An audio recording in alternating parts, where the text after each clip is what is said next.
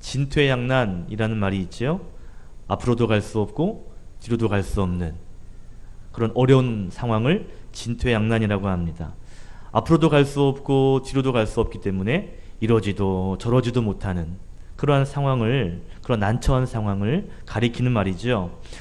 우리가 인생을 살다 보면 이러한 진퇴양난의 일들을 만날 때가 있습니다. 앞으로 갈 수도 없고 그렇다고 뒤로도 갈 수 없는, 앞에도 막혀 있고 뒤도 막혀 있는 그런 상황에 놓일 때가 더러 있다는 것이죠. 참 애매한 상황이 있다는 겁니다. 오늘 친구 목사님하고 동기 목사님이 저희 교회에 잠시 왔었어요. 한 2시간 정도 잠깐 대화를 나눴는데 안타까운 이야기를 들었습니다. 부목사로 사역하고 있는 이 친구 목사님에 대한 이야기인데, 지난주에 사모님이 유산을 했다는 거예요. 그리고 그 유산이 두 번째였습니다. 첫 아이는 이제 키우고 있고요. 3살 된 것 같습니다. 3살, 이제 내년이 3살 되고요. 올해 2살, 3살 되고요. 이제 둘째를 가지려고 했는데 이제 안 죽게 된 거죠. 두 번째 유산을 하게 됐다라는 이야기를 들었습니다. 사모님이 굉장히 힘들어 하고 있다는 거죠. 사모님 나이가 저희랑 비슷하거든요. 한 40이 좀 넘으셨고, 또 나이뿐만 아니라 지금 그 가정이 겪고 있는 상황이 참 좋지가 않았습니다. 사역은 많고요. 아이는 또 어리고요. 재정은 심각할 정도로 어려운 환경에 있었습니다. 거기다가 아이가 어리기 때문에 아직 사모님이 나가서 일할 수 있는 상황도 되지 못했습니다. 아마 사모님이 굉장히 마음고생을 많이 하신 것 같아요.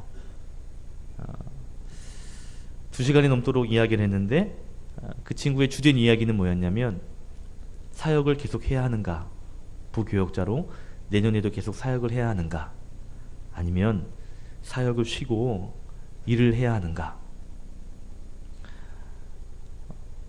담임 목사님과 한번 상의를 해봐라 그랬더니 자기는 성격상 그런 말을 전혀 할 수 없는, 그리고 또 목사님과 교회 형편을 알기 때문에 말씀드리면 더 교회가 또 걱정하지 않을까 하는 그런 마음에서 말하기가 참 어렵다라는 이야기를 했습니다. 이 친구가 만난 환경, 진퇴양난입니다. 사역을 하자니 여러 가지가 어렵고, 사역을 하지 않자니 또한 어떻게 할 수 없는, 그래가지고 와서 농담으로 저한테 그러거든요. 담임 목사님이 부목사님 위해서 기도를 많이 해줘야 돼요 라는 이야기를 저에게 농담 삼아 하고, 그리고 같이 기도하고 그렇게 돌아갔습니다. 주일을 하는 사람에게도 진퇴양난은 생길 수 있습니다. 전에 알고 지내던 어떤 여집사님이 계셨거든요. 그 여집사님은 참 믿음이 좋은 분이었어요. 그런데 친정 식구와 남편 사이에 오해가 생겼답니다. 아마 자세한 이야기는 이야기하지 않는데 제 추측이에요. 아마 보증을 서지 않았나 싶어요. 남편이 작은 사업을 했었는데 아마 좀 도와달라고 친정 식구에게 부탁을 했고, 아마 그런 보증의 문제, 돈의 문제가 개입되지 않았나 싶습니다. 이런 문제가 사실은 잘 풀릴 때, 사업이 잘 될 때, 이럴 때는 결국 뭐 별 문제가 없죠. 다 좋죠. 근데 문제는 잘 되지 않을 때, 그때는 참 애매해지죠. 그러니까 남편이 친정이 식구들하고요 사이가 좋지 못하고, 또 이런 금전적인 문제가 아닐까 싶은데 오해가 생기다 보니까 다툼도 생기게 되고요. 사이가 굉장히 어색해졌다라는 이야기를 하더라고요. 이 여집사님이 남편 편에 서기도 참 그렇고 다 아니까요. 또 친정 식구들의 상황 다 알고. 그러니까 만나면 참 어떻게 해야 될지 모르겠다라는 이야기를 많이 했습니다. 여러분, 여자들에게 있어서 친정은 정말 안식처잖아요. 그런데 안식처가 되지 못하는 그러한 상황에서 눈치만 계속 보고 있다고. 그러면서 저한테 전에 눈물을 글썽글썽거리면서 가족 이야기와 함께 그런 상황을 이야기하는 걸 보면서 참 안타깝다라는 생각을 했습니다. 이 여집사님이 만난 환경도 어떻게 보면 진퇴양난이라고도 말할 수가 있습니다. 가족 간에서도, 가장 가까운 사이에서도 그런 진퇴양난을 경험할 수가 있는 것이죠. 사실 여러분, 우리 삶의 모든 영역에 크고 작음의 차이일 뿐 진퇴양난의 일들을 우리는 종종 만나게 됩니다. 각자가 만나는 그 진퇴양난의 모양이 다르고 크기가 다를 뿐이지, 사실 우리는 내 힘으로 할 수 없는, 이렇게 하기도 저렇게 하기도 참 애매한 그런 상황들을 우리는 종종 만나게 되는 거죠. 오늘 이스라엘 백성들이 그러한 진퇴양난의 일들을 만났죠. 앞에는 홍해 바다가 있고요, 뒤에는 애굽의 군사들이 칼을 들고 쫓아오고 있습니다. 이스라엘 백성들 입장에서 한번 생각해 보세요. 오랜 세월을 노예 생활하던 그 백성을요, 하나님께서 탈출시켜 주셨습니다. 그런데 그 기쁨이 얼마 되지 않아서 오늘 그 애굽 군대의 추격을 받게 되죠. 그 위에 6절에 보면 바로가 그의 병거를 갖추었다 그랬습니다. 바로가 그의 병거라고 말하면 아마 왕의 최고 호위 부대를 말할 것입니다. 7절에 보면 소개하는데 병거가 600대였다 그랬습니다. 이 600대는 아마 애굽에서 가장 성능이 좋은 최신 무기였을 것입니다. 특별히 또 이 무기, 이 병거를 운전하고 또 싸우는 그 군사들도 왕의 군사들이기 때문에 굉장히 훈련된 그러한 군인들이었을 거예요. 한마디로 말하면 지금 바로가 추격하고 있는 그 군대는 최고의 무기, 최고의 훈련된 정예 부대를 거느리고 지금 이스라엘 백성들을 다 진멸시키겠다 하는 각오로 쫓아오고 있는 것이죠. 그러니까 지금 이스라엘 백성 입장에서 보면 정말 진퇴양난입니다. 앞으로 가자니 홍해 바다가 턱하니 막고 있고요, 뒤로 돌아가자니 엄청난 살기를 가지고 쫓아오는 바로의 군대가 바로 코앞에 추격하고 있기 때문이죠. 참 앞으로 갈 수도 없고 뒤로도 갈 수 없는, 이러지도 못하고 저럴 수도 없는 그러한 상황에 놓여 있습니다. 그런데 여러분, 이스라엘 백성들이 이 오늘 진퇴양난을 지금 홍해바다 앞에서 만났는데 이 진퇴양난이 홍해바다 사건 외에는 없었나요? 그렇지 않습니다. 40년 광야 생활에서 수많은 진퇴양난을 만났습니다. 그러면 가나안 땅에 들어가면 이제 진퇴양난은 없겠지, 그렇던가요? 아니요. 가나안 땅에 들어가서도 그런 진퇴양난의 일들이 있었습니다. 그러니까 우리가 어디에 가면, 어느 정도 위치에 올라가면 진퇴양난은 없겠지, 그렇지 않다는 것이죠. 내가 요 정도에 살다가 이리로 저리로 이사 가면 그러면 이제는 아무런 문제가 없겠지, 그렇지 않습니다. 재정의 문제가 해결되면 그 뒤에는 진퇴양난이 없겠지, 그렇지 않습니다. 이 문제가 해결되고 나면 또 다른 진퇴양난의 문제들이 계속 밀려올 수 있거든요. 그렇기 때문에 진퇴양난을 만났을 때 중요한 것은 뭐냐면 이 진퇴양난의 일들을 어떻게 피하느냐가 중요한 것이 아니라 또 오기 때문이죠. 중요한 것은 이 진퇴양난의 이 어려운 문제를 만났을 때 그때그때마다 어떻게 대처하느냐, 이것이 사실 더 중요한 본질이라고 말할 수 있습니다. 이 문제가 떠나고 나면 또 다른 문제가 오기 때문이에요. 그렇기 때문에 그 문제만 해결되면 되지가 아니라 각 문제들이 계속 찾아올 때 어떻게 우리가 대처하면 좋을까라는 것을 우리가 항상 생각해야 한다는 것이죠. 오늘 저는요, 오늘 출애굽기 14장의 말씀을 통해서 저는 세 가지의 우리의 대처 방법을 나누려고 합니다. 자, 첫 번째는 뭐냐면 여러분, 첫 번째로 우리 안에, 우리 삶에 진퇴양난의 문제가 생길 때 여러분, 허튼 감정, 두려움, 이러한 감정들을 정복해야 한다라는 것입니다. 여러분, 사람들은요, 앞이 보이지 않을 때, 길이 보이지 않을 때 당황합니다. 그리고 두려워합니다. 그리고 걱정합니다. 그러면서 마음이 요동하기 시작합니다. 어떡하지? 오늘 본문에 보니까 이스라엘 백성들의 마음이 심히 요동칩니다. 요동이 뭔지 아시죠? 흔들리는 거예요. 11절에 보니까 이렇게 이야기합니다.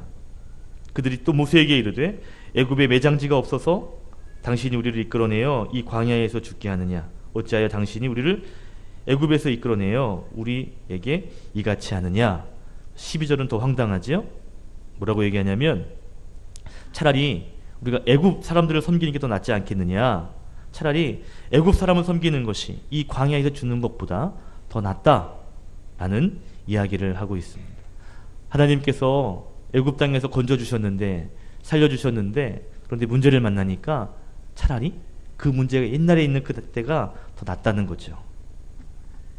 이스라엘 백성도 지금 하나님께 불평하고 있습니다. 원망하고 있습니다. 왜 이렇게 했냐고. 모세에게 하나님에게 원망하는 거예요. 왜 여기까지 이끌어내어서 우리를 죽게 하냐? 라고 따지고 있는 것이죠. 지금 하나님이 주신 그 구원의 은혜를 다 잊어버렸습니다. 오히려 하나님 원망하고 불평하고 그런 말들을 지금 쭉 늘어놓고 있는 거죠. 왜 그들이 이렇게 하나님 앞에 불평하고 원망하고 두려워하는 걸까요? 왜 이렇게 그들이 마음이 요동하는 걸까요? 10절에 보니까 오늘 심히 두려워했다. 큰 두려움 때문이었다라고 10절에 이야기합니다. 이스라엘 자손들이 심히 두려워하여 이스라엘 백성들이 앞뒤로 막혀있는 그렇게 막혀있는 상황들을 바라볼 때 마음이 요동한 것입니다. 두려움이 가득 찬 것이죠. 저는 이 두려운 마음, 걱정하는 마음, 염려하는 마음, 원망하는 마음 이 모든 마음을 다 모아서 허튼 감정, 허튼 마음이라고 표현하고 싶습니다. 이 두려움, 불평과 원망, 그리고 하나님을 향한 불신 이러한 모든 것들이 다 허튼 감정이지요. 여러분 잘 보세요. 이 허튼 마음들, 이러한 마음들이 우리의 마음을 확 붙잡을 때요. 하나님을 향한 감사 사라집니다. 하나님을 향한 기대 사라집니다. 여러분 이스라엘 백성들이 믿음이 없는 사람들이 아니에요. 그 위에 13장 끝을 보시면 그들은 여호와께서 인도하시는 불기둥과 구름기둥을 보았던 사람들입니다.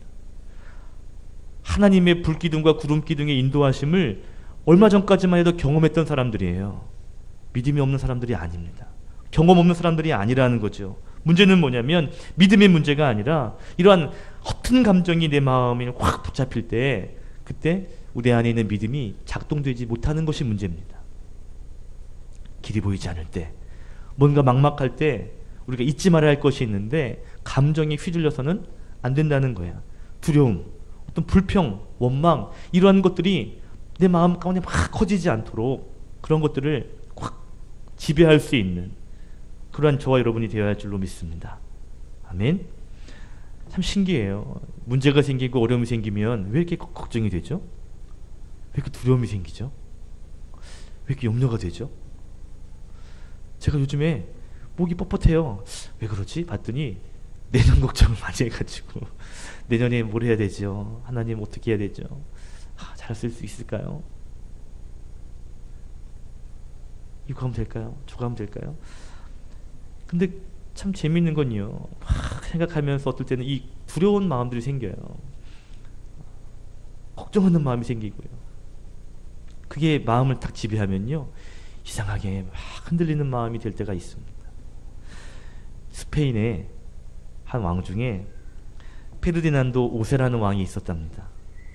어느 날 왕궁에 점쟁이를 불렀어요. 그리고 점 좀 쳐라 했거든요. 점쟁이가 점을 탁 치더니 이렇게 얘기합니다. 왕이시여, 한 가지 경고하겠습니다. 그래? 해봐라. 스페인의 마드리갈이라고 하는 그러한 동네에는 절대로 가지 마십시오. 마드리갈이라는 곳은 절대 가시면 안 됩니다. 만약에 그 근처만 가시면 왕은 죽을 수 있습니다. 전에 제가 한번 아는 친척 고모님 모시고요. 점집에 간 적이 있거든요. 그랬더니요. 1월에는 불조심, 2월에는 물조심, 3월에는 뭐조심 뭐 이래요. 다 조심하래요. 그랬더니 맞아 조심해야 돼. 또 그래요. 맞아 내가 그때 불조심했었어야 돼. 뭐 이러면서 맞다는 거예요. 마드리갈이라는 곳 절대 가지면 안 됩니다. 아주 큰 소리를 쳤습니다. 알았다고. 얼마나 그 말이 무서웠는지요. 그 사람이 그 점쟁이가 왕궁 새로 지은 왕궁에서 그 얘기를 했는데 너무 무서워가지고 그 새로 지은 왕궁에 가지 못하기를 21년 동안을 그 왕궁에 가지 못했대요. 그 사람이 그 점쟁이가 생각나서 얼마나 바보예요? 더 황당한 건 이제 이 왕이 어느 정도 있고 이제 그 순찰이라고 그러죠. 이 지역 저 지역 가는데 병이 든 거예요. 그게 몸이 아픈 거예요. 갑자기 그 생각이 난 거죠. 여기가 어디냐? 이 동네가 어디냐? 그랬더니 마드 갈레라는 지역이었답니다. 점쟁이가 말한 데는 마드리갈이었는데 여기는 마드 갈레였어요. 그런데 마드 갈레라는 말을 듣고 왕이 두려운 거예요. 그래가지고요, 얼마 후에 정말 이 왕이 죽었답니다. 아이고 난 죽었다 하더니 정말 죽게 되었다는 거예요. 왕이 병으로 죽은 게 아니고요, 왕은 두려움에 죽은 것입니다. 허튼 감정에 붙잡혀서 걱정하고 염려하다가 결국 죽었다는 거죠. 여러분, 우리가 진퇴양난의 문제를 만나게 될 때, 이러지도 못하고 저러지도 못하게 될 때 우리가 경계해야 할 것이 있어요. 그것은 두려움, 원망, 불평, 이러한 허튼 감정들입니다. 그러한 것들이 우리의 마음을 막 지배할 때 있거든요. 저는 그러한 것들을 쓸데없는 마음이라고 말하고 싶은데, 그러한 것들이, 그 사단이 주는 그러한 마음들에 붙잡히게 되면요, 신기하게도 그것들이 우리의 기도를 막습니다. 그러한 허튼 감정들이 우리의 생각을 지배해버려요. 그리고 우리를 더욱더 조바심 나게 합니다. 결국 기도를 막고 생각을 가로막고, 그리고 우리를 더욱 조바심 나게 할 때 하나님의 방법이 아닌 바로 눈앞에 보이는 인간적인 방법을 바라보게 해요. 그리고 하나님을 의지해야 되는데도 불구하고 눈에 보이는 사람을 의지하려고 하는 그러한 모습을 취하게 된다는 것이죠. 바로 그러한 두려운 마음, 염려의 마음들 때문에 그런 것입니다. 여러분, 어려울 때 그러한 감정들이 우리 가운데 슉 올 수 있거든요. 그때 그러한 허튼 감정들을 여러분 탁 정복할 수 있기를, 지배할 수 있기를 예수님의 이름으로 축복합니다. 아멘. 두 번째로, 여러분, 이렇게 어려운 일들, 진퇴양난의 문제를 만나게 될 때 우리가 해야 될 두 번째 일은 뭐냐면, 나를 내려놓고 그리고 하나님을 바라보는 것, 이것이 필요합니다. 어려운 문제를 만날 때 나를 내려놓는 거예요. 그리고 오히려 하나님을 바라보는 것입니다. 물에 빠진 사람들, 막 허우적거려요. 수영하지 못하는 사람들이요. 그럴 때 구조대원들이 하는 말이요, 수영하기 위해서는 힘 빼라라고 말합니다. 힘을 빼야 뜰 수 있거든요. 물에 빠진 사람이요, 막 허우적거릴 때 그냥 도와준다고 턱 들어가면 어떻게 돼요? 붙잡혀가지고요, 같이 꼬로록 그럴 수 있어요. 그래서 구조대원들은요, 만약 수영 못하는 사람들이 막 빠지면요, 가만히 지켜본답니다. 힘 빠질 때까지 이래가지고 힘 빠질 때 그때 가서 붙잡아 준다는 거예요. 그러면 산다는 거예요. 그런데요, 막 자기 힘으로 뭔가 하려고 막 하면 붙잡히면 정말 같이 할 수 있다는 것이죠. 13절에 이렇게 말합니다. 모세가 백성에게 이르되 너희는 두려워하지 말고 가만히 서서 여호와께서 오늘 너희를 위하여 행하시는 그 구원을 보라. 14절에 보면 여호와께서 너희를 위하여 싸우시리니 너희는 가만히 있을지니라. 공통으로 들어가는 말이 뭐예요? 가만히 서서 봐라, 가만히 있어라 라는 말입니다. 영어 성경에 보니까 be still 이라고 말해서 힘을 빼라, 기다려라 라는 뜻이에요. 모세는 이스라엘 백성들에게 가만히 있을지어다, 힘을 빼고 하나님을 바라봐라 라고 말하고 있습니다. 이 말은 넋놓고 그냥 멍하니 있으라는 게 아니죠. 하나님이 일하실 것을, 싸우실 것을 기대하는 마음으로 하나님을 바라보라는 것입니다. 내 힘으로 어떻게 해보겠다고 막 몸부림치지 말고 하나님의 일하심을 기대해봐라, 기다려봐라 라고 말하는 것이죠. 우리가 살다 보면요, 참 내 힘으로 할 수 없는 일들이 참 왜 이렇게 많은지 모르겠어요. 그런데 그때 내 힘으로 한번 억지로 한번 뭔가 더 해보려고 하다가 오히려 더 깊이 빠지는 일들을 보게 됩니다. 여러분, 오히려 힘들고 어려운 문제를 만났을 때 그때 한번 내 힘을 빼고 잠잠히 한번 하나님을 바라볼 수 있는 그러한 시간이 저와 여러분에게 있어야 할 것입니다. 그 시간은요, 하나님의 능력을 보는 시간이에요. 하나님의 그 놀라운 하나님의 오른팔에 그 힘을 발견할 수 있는 시간이 될 것입니다. 21절에 보니까 이렇게 말해요. 모세가 바다 위로 손을 내밀었더니 여호와께서 큰 동풍이 밤새도록 바닷물을 물러가게 하셔서 물이 갈라져 바다가 마른 땅이 된지라. 하나님께서 일하셨다는 거죠. 31절에 보니까 이스라엘이 여호와께서 애굽 사람들에게 행하신 그 큰 능력을 보았으므로 백성이 여호와를 경외하며 여호와와 그의 종 모세를 믿었더라 그랬습니다. 큰 능력을 보았다는 거죠. 다른 성경에는 하나님의 능력의 손이라고도 번역이 되었습니다. 하나님이 일하시는 손을 보았다는 거예요. 너희는 잠잠히 기다려라. 하나님이 일하시는 그 손을 봐라. 정말로 그들은 하나님이 일하심을 보았다는 겁니다. 여러분, 어려운 문제 만날 때 내 힘으로만 억지로 하려고 하지 마시고 하나님 능력의 손길을 바라보시는 저 여러분이 되시기를 한 번 더 축복합니다. 축복합니다. 세 번째로 할 일이 또 있다면 그것은 뭐냐면 믿음으로 나아가라 라는 것입니다. 첫 번째는 허튼 마음, 허튼 감정을 정복하고 지배하라. 두 번째는 나를 내려놓고 하나님을 바라봐라. 하나님의 손길을 바라봐라 라고 했다면 세 번째 필요한 것이 또 있어요. 그것은 뭐냐면 믿음으로 나아가는 것, 믿음으로 전진하는 것입니다. 자, 15절 그 뒤에 우리가 읽지 않았지만 15절 16절을 우리 한 목소리로 한번 읽어볼게요. 시작. 여호와께서 모세에게 이르시되 너는 어찌하여 내게 부르짖느냐. 이스라엘 자손에게 명령하여 앞으로 나아가게 하고 지팡이를 들고 손을 바다 위로 내밀어 그것을 갈라지게 하라. 이스라엘 자손이 바다 가운데서 마른 땅으로 행하리라. 아멘. 15절에 보니까 모세에게 하나님 말씀하시죠. 이스라엘 자손에게 명령하여서 앞으로 나아가게 해라. 그다음에 그 이후에 16절에 보니까 그 다음에 지팡이를 들고 바다 위로 손을 내밀어서 그것이 갈라지게 해라 라고 말하고 있습니다. 앞으로 나가게 하라는 것이죠. 그런데 참 재미있는 건요, 하나님께서 너 먼저 지팡이를 내밀어서 바다 갈라지게 하고 그 다음에 이스라엘 백성들 앞에 나가게 해. 그럼 나갈 수 있다 라고 말씀하시지 않았습니다. 먼저 나아가게 해라. 그 다음에 지팡이를 들어서 갈라지게 해라 라고 말씀하고 있다는 것이죠. 홍해바다가 갈라진 것을 다 확인한 다음에 발로 한번 만져보고 아이고 말랐네, 가면 되겠네, 그렇게 하고 가게 해라 라고 한 것이 아니라는 거예요. 홍해바다가 갈라지기 전에 먼저 앞으로 나가게 해라 라는 것이죠. 믿음으로 먼저 나가라는 것입니다. 이스라엘 백성들이 전진하는 그때는요, 아직 막혀있는 때입니다.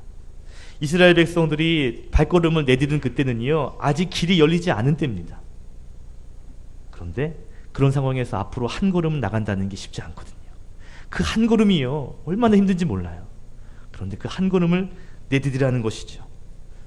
믿음 없이 한 걸음 내딛기가 어렵습니다.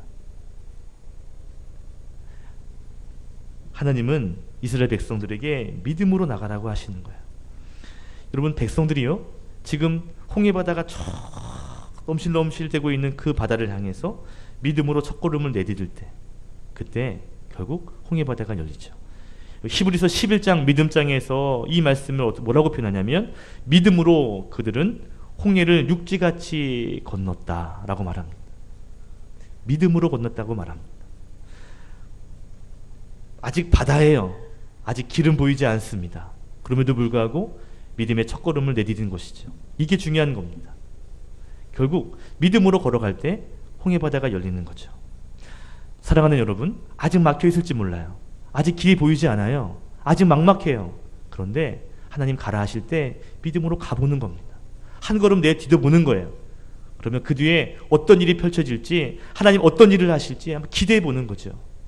정말 길이 열리는지 안 열리는지 믿음으로 가보는 거예요. 오늘 믿음으로 걸어가라고 말합니다. 앞은 아직 보이지 않아요. 그럼에도 불구하고 그 바다를 움직일 수 있는, 그 바다에 길을 낼 수 있는 하나님 그 말씀 붙잡고 앞으로 전진하라 라고 말하는 것이죠. 저와 여러분이 그러한 믿음의 발걸음을 내디딜 수 있기를 소원합니다. 쉽지 않아요.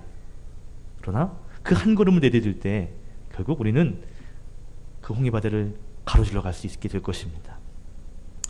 진흙 아시죠? 초콜릿 아시죠?